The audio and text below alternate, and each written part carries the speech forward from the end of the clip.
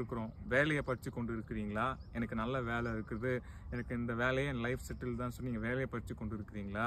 உங்களுடைய வீட்டை சார்ந்து இருக்கிறீங்களா? உங்களுடைய குடும்பத்தை சார்ந்து இருக்கிறீங்களா? உங்களுடைய நண்பர்களை சார்ந்து இருக்கிறீங்களா? உங்களுடைய பிஸ்னஸை சார்ந்து இருக்கிறீங்களா? இல்லை உங்களுடைய பொருளாதாரத்தை சார்ந்து இருக்கிறீங்களா? நீங்கள் யாரை சார்ந்து கொண்டு இருக்கிறீர்கள்?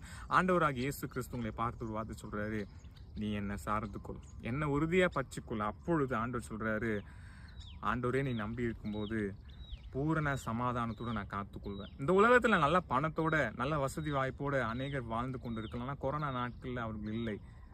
நம்மெல்லாம் நல்லவங்க, அவங்களால கெட்டவங்கன்றதுனால அவங்க இறந்துட்டு இல்லைங்க.